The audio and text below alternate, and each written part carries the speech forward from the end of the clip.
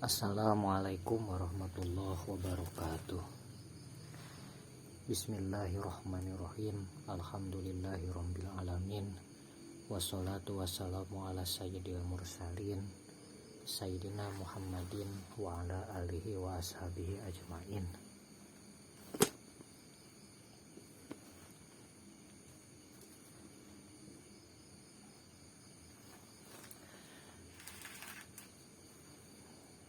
Masih keneh dina ieu kasempatan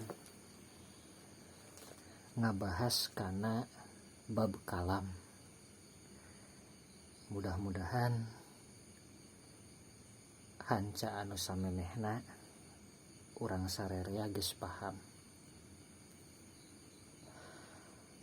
Al kalamu ari kalam, huwa ieu kalam eta al-labdu lapad, al-murakabu anu kasusun-susun, al-mufidu anu mere paedah, bil wad'i kalawan wado bahasa Arab.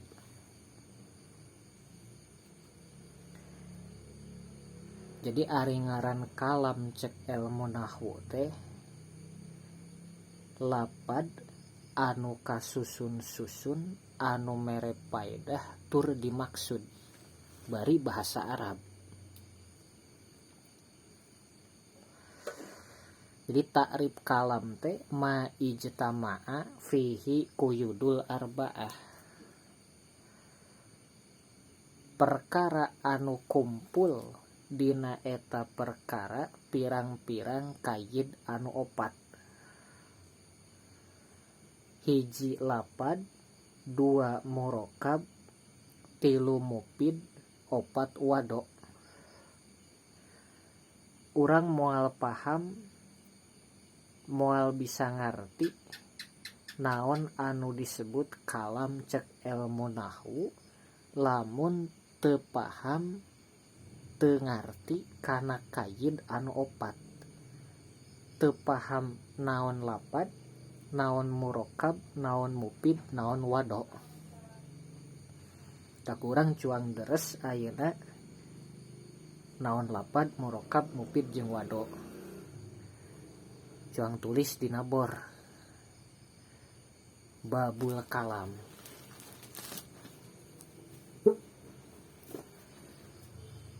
Jadi ngaran kalam teh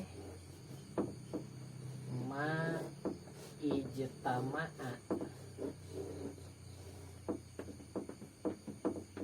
fihi quyudul arba'ah.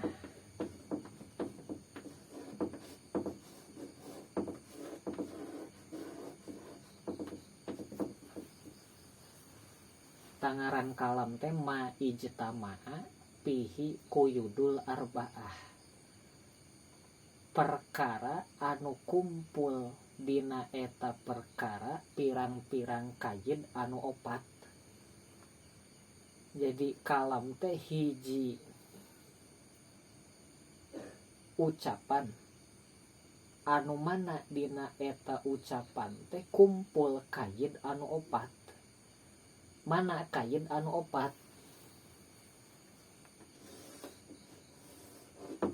Nu kahiji lapad, nu kadua murakab, nu katilu mufid, nu kaopat wado. Ta ieu qaid anu opat, lapad, murakab, mufid jeung wado. Ari ngaran lapad as-sautul mustamilu,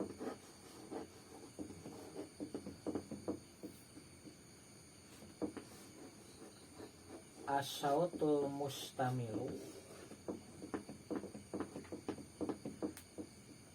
ala ba'dil hurufil hijaiyah.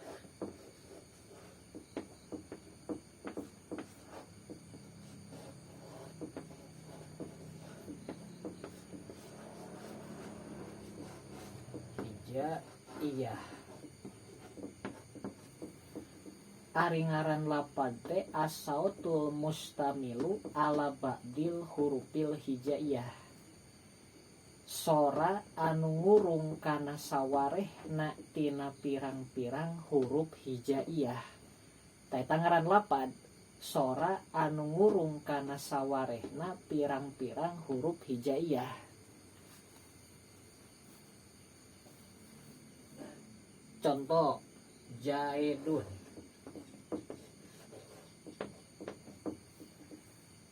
Tak ieu lapad, tak ieu jaidun teh disebut lapad. Pangna jaidun disebut lapad sabab jaidun nalika diucapkeun kaluar sora anu mana eta sora tina jaidun ngurung kana sawareh huruf hijaiyah. Aya huruf zai, aya huruf iya, aya huruf dal. Contoh deui bakrun. Tak ieu bakrun lapad sabab sora anu ngurung kana sawarehna tina pirang-pirang huruf hijaiyah.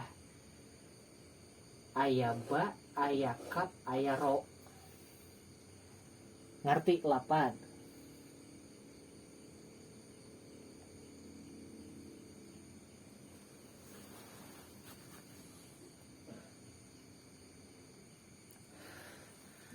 Balik deh si can ngarti. Ari ngaran kalam cek ilmu nahwu teh ma ijtama'a fihi kuyudul arba'ah. Perkara anu kumpul dina eta perkara pirang-pirang kaid anu opat. Ucapan anu dina eta ucapan teh aya kaid anu opat. Nu kahiji aya lapad, nu kadua murokab, nu katilu mupid, nu kaopat wado. Ari ngaran lapad sora anu ngurung kana sawarehna tina pirang-pirang huruf hijaiyah. Contoh jaidun. Eta jaidun teh lapad. Sabab jaidun sora diucapkeun jaidun kaluar sora. Ngurung kana sawareh huruf hijaiyah, aya huruf zai, aya ya, aya dal. Bakrun lapad, amrun lapad, kitabun lapad. Eta ngaran lapad. Ulah poho deui ngaran lapad, sabab lamun teu apal ngaran lapad moal ngarti kana kalam. Kalam cek ilmu nahwu. Tuluy nu kadua.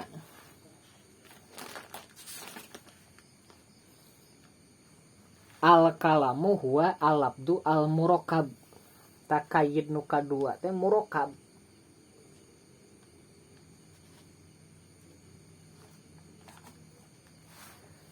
Ari ngaran murokab mah mata rokaba min kalimata ini pa aksaro. Tulis deui nabor. Saya ngerti lapad. Ayeuna ngaran murokab. Mata rokaba min kalimata ini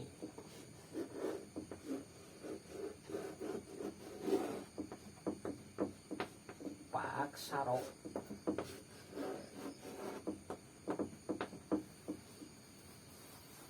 Ngaran murokab teh kasusun gitu, artina murokab teh kasusun.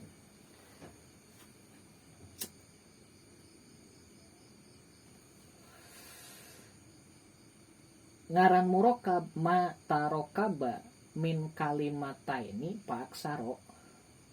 Perkara anu kasusun tina dua kalimah atawa leuwih ti dua kalimah. Tilu, opat, pokona meleuwih ti dua kalimah. Perkara anu kasusun tina dua kalimah atawa leuwih. Contoh murokab.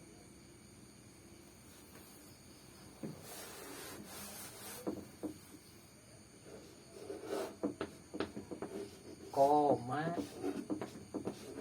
jaidun. Taya koma jaidun, ia disebut murokab.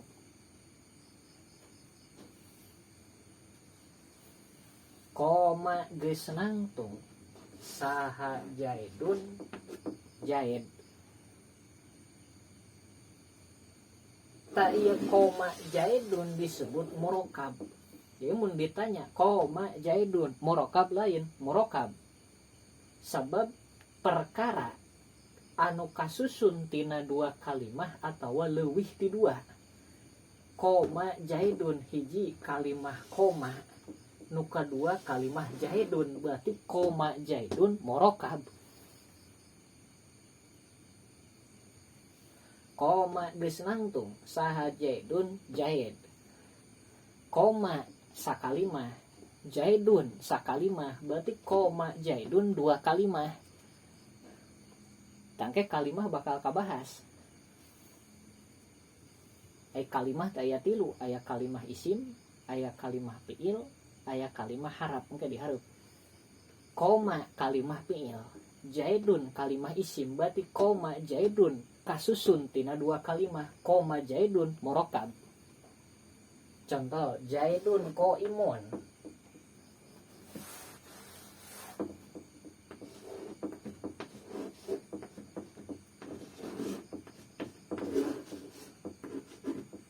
Jaidun ari Jaid eta qaimun nangtung. Jaidun qaimun murokab lain.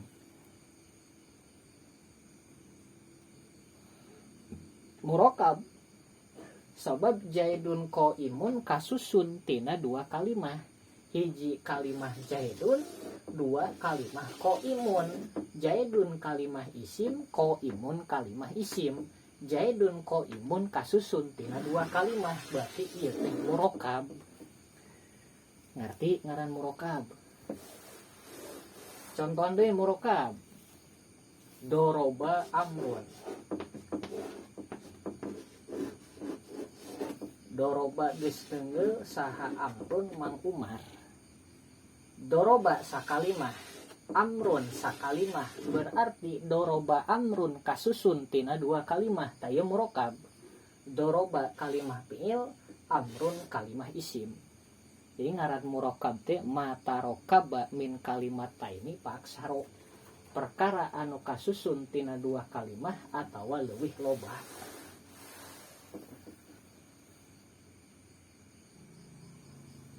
Nukatilu mufid.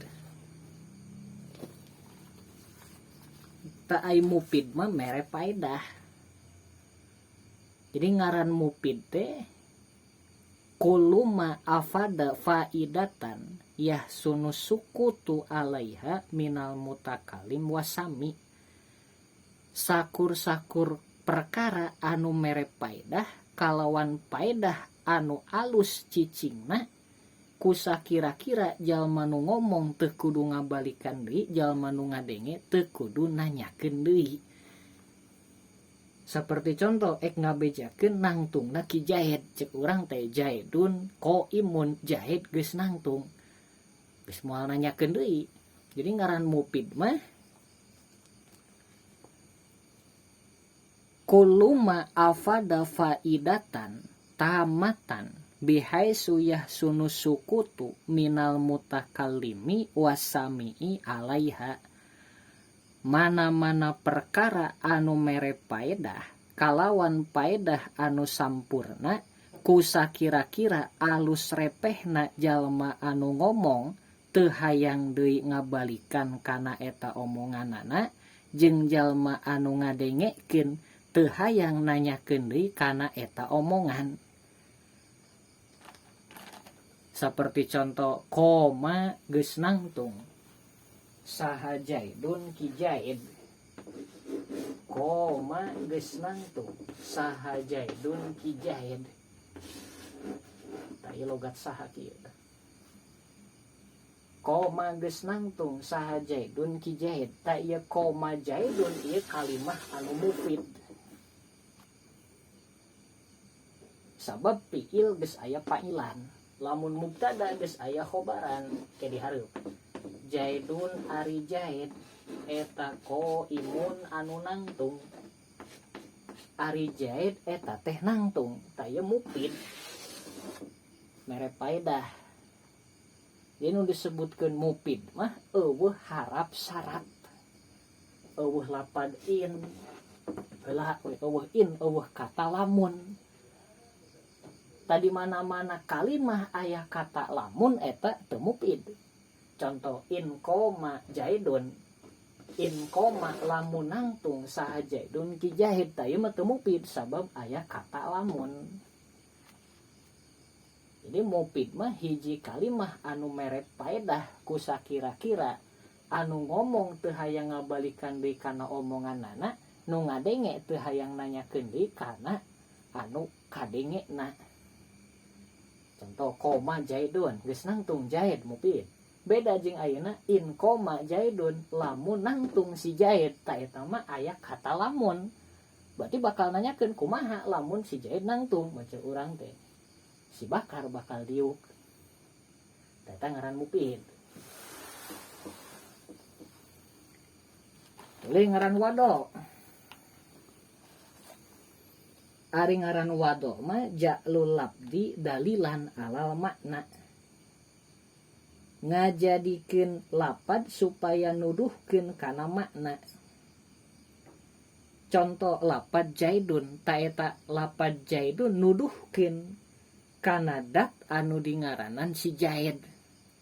Lapad Bakrun, ta eta lapad Bakrun teh nuduhkeun ka jalma anu dingaranan Bakar. Jadi mupid mah dimaksud gitu ngomongna teh dimaksud teu keur nyalinur. Wado. Kayak wado mah ucapanna teh dimaksud teu nyalinur gitu dina ngomongna. Tas sabada ngarti ayeuna naon lapad, naon murokab, naon mupid, naon wado. Teu ngarti mah balikan deui ngajina.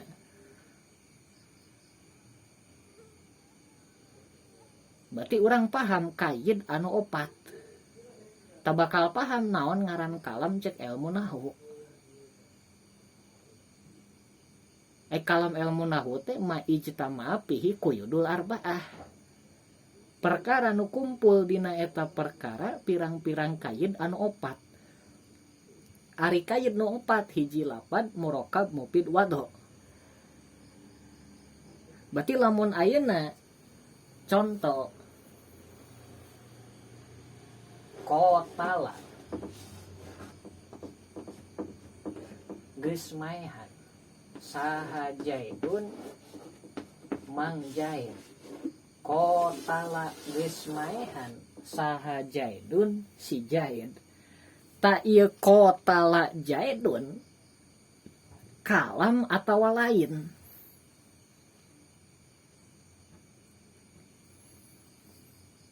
Tasangkannya ho kotala Zaidun teh kalam cek ilmu nahu atawa lain, inget kana patokan kalam.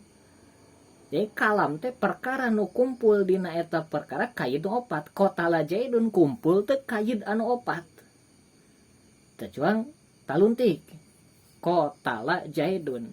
Ayeuna kotala geus maehan saha Zaidun Zaid. Kotala Zaidun lapad atawa lain. Lapad. Kotala Zaidun teh lapad. Sabab sora anu ngurung kana sawarehna huruf hijaiyah.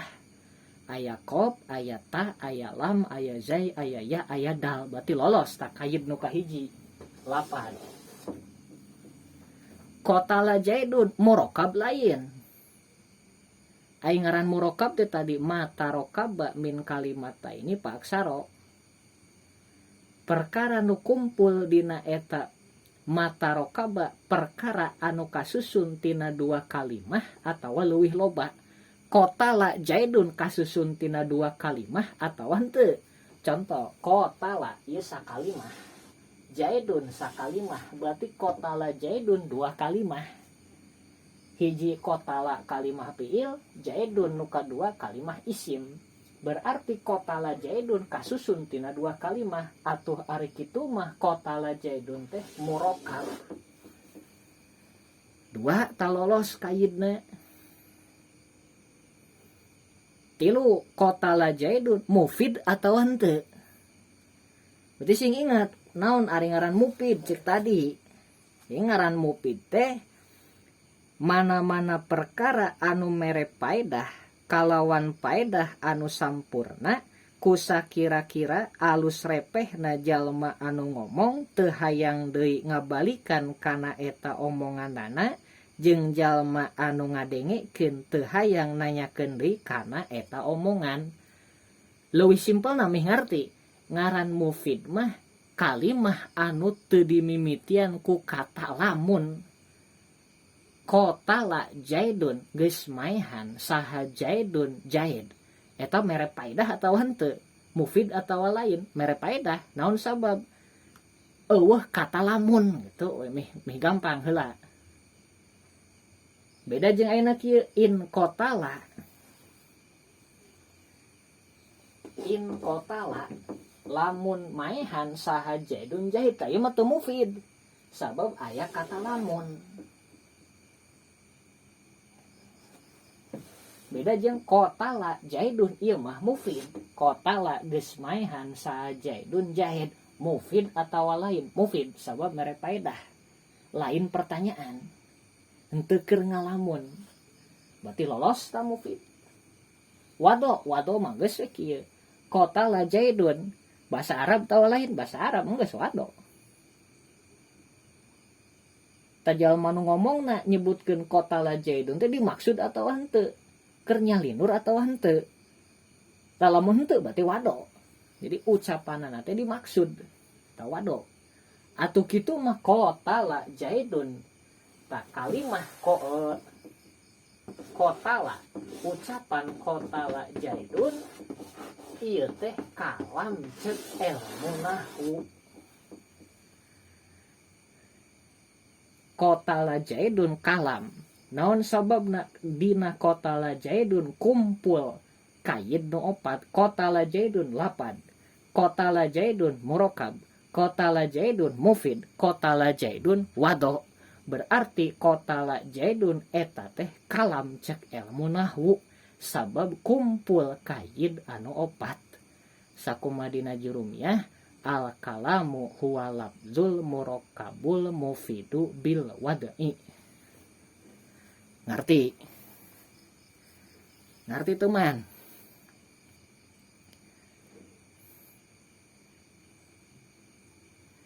Contohan deui.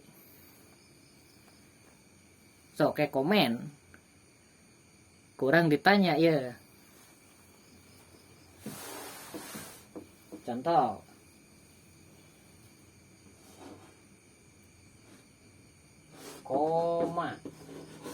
Koma geus nangtung saha Amrun Mang Umar. Koma geus nangtung saha Amrun Mang Umar. Ta ieu koma Amrun kalam atawa lain? Jawab sok. Tangke sanggeus ngarti bab kalam ulah poho deui sabab aya kalam aya kalim. Aya kalam, aya kalim, aya kalimah. Tak kalam we heulakeun kalimah. Gampang kalimah. Kalimah ke aya kaituna. Sok butolah deui man. Wallahu a'lam bishawab.